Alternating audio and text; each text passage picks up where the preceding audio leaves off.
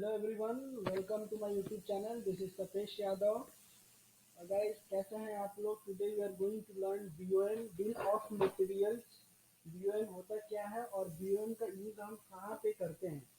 और आज के इस वीडियो में हम BOM का पूरा प्रोसेस सीखेंगे कि BOM को कैसे हम लोग क्रिएट करते हैं, वाउचर्स कैसे क्रिएट करते हैं, लेजर्स कैसे क्रिएट करते हैं और स्टॉक जर्नल एंट्री कैसे पास करते हैं।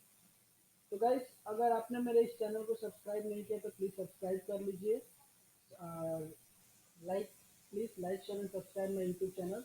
तो चलिए हम स्टार्ट करते हैं। देखिए, बीओएम गाइस जो होता है इसका फुल फॉर्म है बिल ऑफ मटेरियल्स, जो सबसे ज़्यादा यूज होता है मैन्युफैक्चरिंग कंपनीज में। मैन्युफैक्चरिंग जर्नल वाउचर इसको बोलते हैं, मैन्युफैक्चरिंग कंपनीज में यूज होता है। सपोज मान लीजिए आप एक फेयर एंड लवली प्रोडक्ट बना रहे हैं, फिनिश गुड्स, और उस फिनिश गुड्स को एक फेयर एंड लवली क्रीम बनाने के लिए आपको क्या क्या रॉ मटेरियल्स लगता है। ओके, तो मैन्युफैक्चरिंग कंपनी में तो एक प्रोडक्ट तो नहीं बनता ना, बहुत सारा प्रोडक्ट बनता है। सपोज मान लीजिए एक फेयर एंड लवली क्रीम बनाने के लिए 10 आइटम लगता है, तो सपोज मान लीजिए हमको अगर 1000 पीस बनाना होगा fair and lovely finish goods, तो कितना रॉ मटेरियल लगेगा।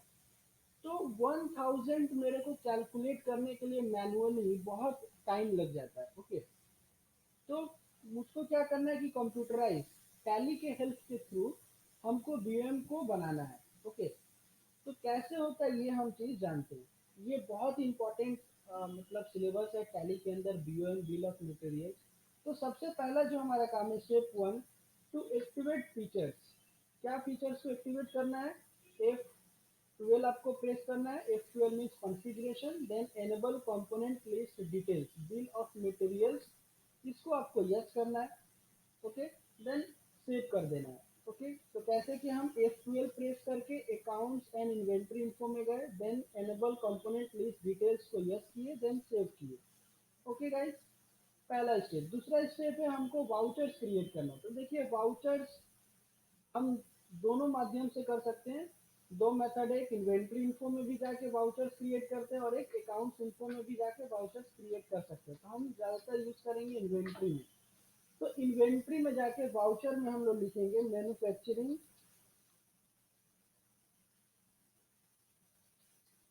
Manufacturing journal voucher. मैन्युफैक्चरिंग, आप लोग इसको MFCV शॉर्ट फॉर्म में बोल सकते हैं। मैन्युफैक्चरिंग वाउचर का यूज होता है स्टॉक जर्नल में। ओके, स्टॉक जर्नल में हम यूज करते हैं इसका। और सबसे इंपॉर्टेंट जो है, use as a manufacturing journal voucher, ये यस होना चाहिए।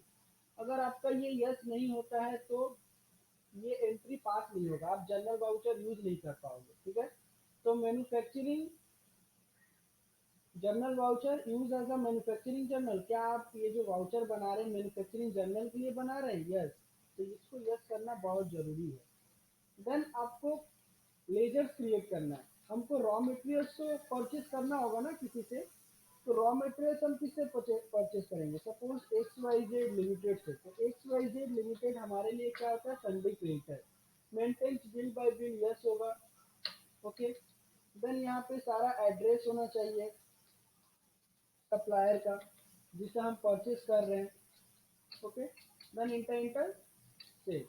और एक लेजर बनेगा परचेज का। परचेज ऑलवेज परचेज अकाउंट के अंदर आता है। Okay, then enter enter save. अब हम कुछ स्टॉक आइटम्स बना लेंगे। स्टॉक आइटम्स बनाने के पहले हमको ग्रुप सेट करना है, ग्रुप क्रिएट करना है। तो ग्रुप हम कैसे गए? GOT, then inventory info, stock group, then create. अब सपोज मान लीजिए हम फिनिश गुड्स बना रहे हैं। फिनिश गुड्स,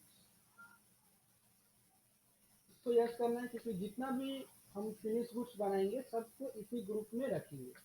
ओके, और कुछ हम रॉ मटेरियल्स का भी ग्रुप बना लेंगे। तो हम यहाँ पे लिखेंगे रॉ मटेरियल। ठीक है, इसको भी हम यस करेंगे। अब हमको स्टॉक आइटम्स बनाना है। सपोज एक कंप्यूटर बनाने के लिए, एक डेस्कटॉप कंप्यूटर बनाने के लिए हमको क्या क्या लगता है? रैम लगता है, रैंडम एक्सेस मेमोरी। ये हमारा क्या है? Raw materials. देख रहे हैं आप, जो हमने ग्रुप बनाया था, रॉ मटेरियल्स यहाँ पे शो कर रहा है। इसको इंटर प्रेस करना है, रॉ मटेरियल्स के अंदर रख दें, या फिर आप ऑल्ट सी भी डायरेक्ट करके यहाँ से क्रिएट कर सकते हैं। ओके, यूनिट्स ऑल सी करके आप इसका यूनिट्स बना सकते हैं, pieces, P I E C E S. Okay, then interface. इसी तरह रैम के बाद और क्या लगता है, मदरबोर्ड। मदरबोर्ड भी क्या होगा हमारे लिए, मदरबोर्ड हमारे लिए हो जाएगा रॉ मटेरियल, क्योंकि एक कंप्यूटर बनाने के लिए सब लगता है। एस एम सीपीयू, सीपीयू भी हमारा रॉ मटेरियल है, पीसेस में रखते हैं। उसके बाद कीबोर्ड, कीबोर्ड भी हमारा रॉ मटेरियल है, इसको रॉ मटेरियल्स में रखते हैं। S M P S. तो ऐसा बहुत सारा रॉ मटेरियल है जो एक फिनिश गुड्स को बनाने के लिए लगता है। अब ये जो हम सारा स्टॉक आइटम्स क्रिएट किए, ये सारा रॉ मटेरियल्स था। अब इस रॉ मटेरियल्स को बनाने के लिए इसका हम इस्तेमाल क्यों कर रहे हैं, फिनिश गुड्स बनाने के लिए। क्या फिनिश गुड्स है, कंप्यूटर। कंप्यूटर, तो ये हमारे लिए क्या है, फिनिश गुड्स है। ओके, इसको हम पीसेस में ले लेते हैं। सेट कंपोनेंट्स BOM, ये यस करना आपको जरूरी है। इसको आप जैसे यस करेंगे, यहाँ पे यस करने के बाद आपको लिखना है मैन्युफैक्चरिंग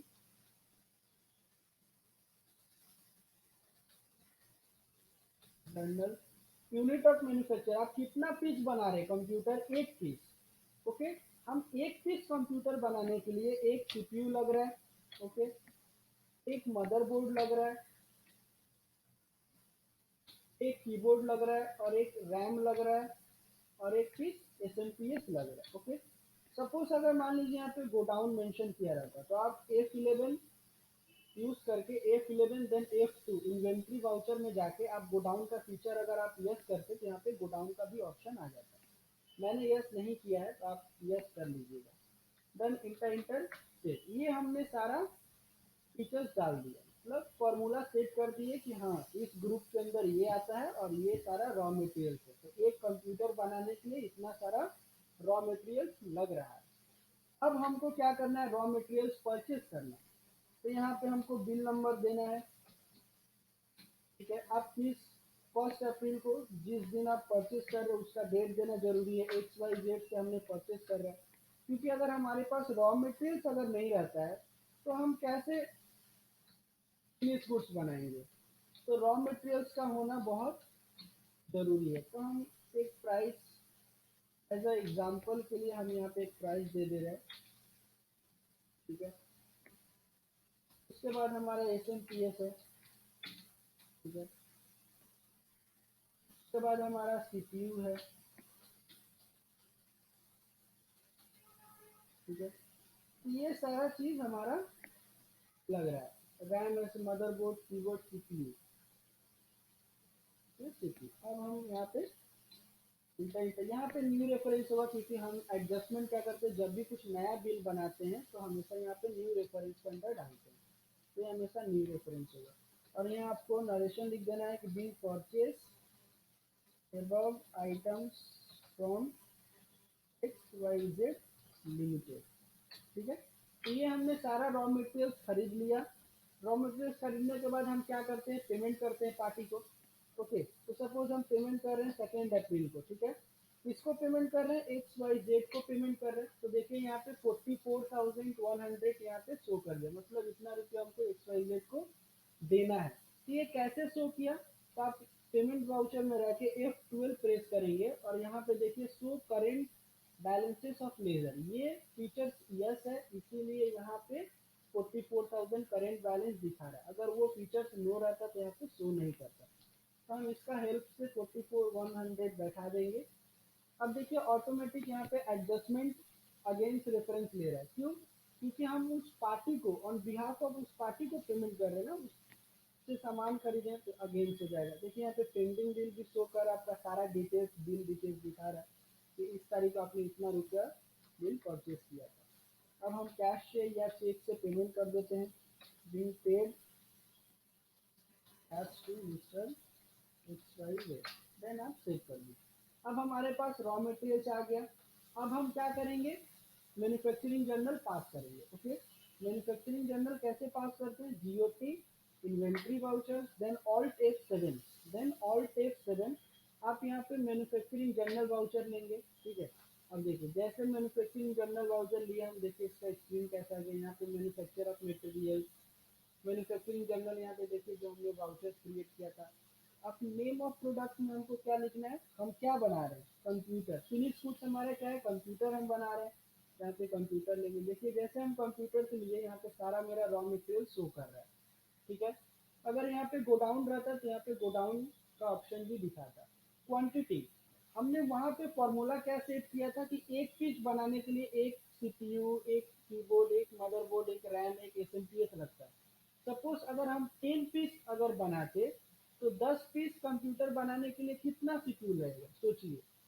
अगर आप 1000 पीस बना रहे हैं तो 1000 पीस बनाने के लिए आपको कितना मदरबोर्ड, कितना कीबोर्ड, कितना सीपीयू, रैम, एसएसपीएस लगेगा। तो हम यहाँ पर अगर एक चीज लिखते हैं तो देखिए मेरा ऑटोमेटिक पूरा शो कर दे रहा है। टैली मुझे बाय डिफॉल्ट दिखा दे रहा है कि अगर आप 100 पीस कंप्यूटर बना रहे हैं तो 100 सीपीयू लगेगा, उसका कॉस्ट इतना आएगा। अगर हम 500 पीस बनाते फिनिश गुड्स तो कितना लगेगा, देख रहे हैं। अगर आप 1000 पीस यहाँ पे बनाएंगे तो 1000 बनाने के लिए क्या क्या रॉ मटेरियल लग रहा है, ये सारा यहाँ पे शो कर रहा है। आप देख रहे हैं कि ये नेगेटिव स्टॉक क्यों दिखा रहा है, क्योंकि हमारे पास ओपनिंग स्टॉक नहीं है। हमारे पास पहले से गुड्स नहीं, हम डायरेक्टली परचेज किया और एंट्री पास कर रहे थे। अब को प्रोडक्ट बाई प्रोडक्ट स्क्रैप का मतलब क्या होता है, सपोज मान लीजिए हम फोन खरीदते हैं ना, फोन खरीद के ले जाते हैं, सपोज बाई कभी कभी टूट जाता है स्क्रीन या डिस्प्ले, तो वो स्क्रैप वैल्यू कहलाता है, ठीक है। तो उसको फिर से हम अलग से लगाते हैं।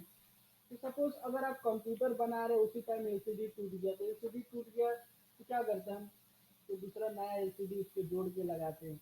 तो वो हम लोग यहाँ पे स्क्रैप या बाई प्रोडक्ट यहाँ पे देंगे, ठीक है। अब यहाँ पे हम आते हैं टाइप ऑफ एडिशनल कॉस्ट। इस सारा चीज को बनाने के लिए हमको लेबर लगा होगा, लेबर चार्ज, इलेक्ट्रिसिटी बिल लगा होगा, ओके, आपका फ्यूल चार्जेस हुआ होगा। तो ऑल्ट सी करके डायरेक्टली आप लेजर क्रिएट कर सकते हैं। सपोज मान लीजिए मेरा लेबर चार्ज को हम डायरेक्ट एक्सपेंस में रखते हैं। मान लीजिए 2000 रुपया मेरा लगा है लेबर के अंदर। फ्यूल के अंदर मुझे लगा है सपोज मान लीजिए 500, 5000, ठीक है। उसके बाद इलेक्ट्रिसिटी बिल, बिल का भाड़ा आया है सपोज 2%। अगर यहाँ पे ऑप्शन रहता 2% तो हम यहाँ पे 2% दे देते, फिर टोटल कॉस्ट का यहाँ पे ले लेता, ओके।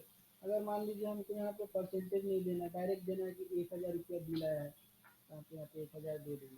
तो ये सारा फैक्ट्री से रिलेटेड एक्सपेंसेस हो रहा है, ओके, इसलिए ये सारा डायरेक्ट एक्सपेंस में जा रहा है। अब देखिए टोटल एडिशनल कॉस्ट कितना पड़ा, इफेक्टिव कॉस्ट और प्राइमरी आइटम, यहाँ पे सारा डिटेल्स यहाँ पे दे दिया है। और टोटल आपका क्वांटिटी कितना दिखाएगा, 5000 पीस। 1000 पीस कंप्यूटर बनाने के लिए 5000 पीस आपका रॉ मटेरियल लगेगा और इतना का खर्चा पड़ेगा। तो देख रहे हैं आप इजिली आप यहाँ पे computerise with the help of Tally के थ्रू से आप यहाँ पे इजिली जान सकते हैं। अगर आप यही चीज मैनुअल करना चाहते, कॉपी और कॉपी में लिख लिख के करते तो बहुत टाइम लग जाता है। तो टैली इज एप्लीकेशन सॉफ्टवेयर, आप देख रहे हैं कि कितना हेल्पफुल है, ओके। और ये कोर्स हमें सीखना ही चाहिए, खास करके जो लोग बीकॉम से है, कॉमर्स बैकग्राउंड से हैं, जिनको बैंकिंग फिनेंस लाइन में जाना है, मार्केटिंग में। तो देख रहे हैं कि इसको बोलते हैं वीओएल, ओके। अब आप इसका प्रिंट ले लीजिए, ऑल्ट पी करके, कीबोर्ड से ऑल्ट पी प्रेस करिए, देन आप इसका प्रिंट ले सकते हैं, ठीक है। तो होपफुली कि आपको ये वीडियो समझ में आया होगा। और प्रिंट का भी मैं दिखा दे रहा हूँ, ऑल्ट टी करके आप यहाँ पे सेव कर सकते हैं डीओएम पीडीएफ फॉर्मेट में, ओके। आप इसको मिनिमाइज करके डेस्कटॉप में जाके देख सकते हैं, ठीक है। तो ये था बीओएम, बीओएम को कैसे हम पास करते हैं, और इसका डिटेल्स हम स्टॉक समरी में आके चेक कर सकते हैं। देखिए यहाँ पे फिनिश गुड्स दिखा रहा है कि इतना पीस इनवर्ड हुआ, अभी तक हमने सेल नहीं किया इसलिए आउटवर्ड में कुछ दिखा नहीं रहा है। इनवर्ड में 1000 पीस हमने परचेज किया है, ठीक। ये सारा माइनस में इसलिए दिखा रहा है क्योंकि हमारे पास ओपनिंग स्टॉक नहीं दिखाए थे। डिस्प्ले डे बुक में आके आप यहाँ से देख सकते हैं मैन्युफैक्चरिंग जर्नल हमने बनाया है डे बुक में आके। तो पेमेंट का एंट्री पास किए बट परचेज का शो नहीं कर रहे, क्यों? क्योंकि यहाँ पे जो डेट आपका दिखा रहा है 2 अप्रैल को, लेकिन हमको क्या चाहिए 1 अप्रैल को। तो alt F2 change the period, 1 अप्रैल 2020 से लेके 21 दिन, मतलब पूरा साल का हमको एंट्री चेक करना है, क्या क्या हम पास किए। तो देखिए यहाँ पे शो कर रहा है XYZ से हमने परचेज किया है। ओके, तो आप डिस्प्ले डे बुक में आके चेक कर सकते हैं ये सब चीज़। होप आपको मेरा ये वीडियो अच्छा लगा होगा। Please like and subscribe my YouTube channel, और आप ज़्यादातर इसको शेयर करें। Okay, thank you guys.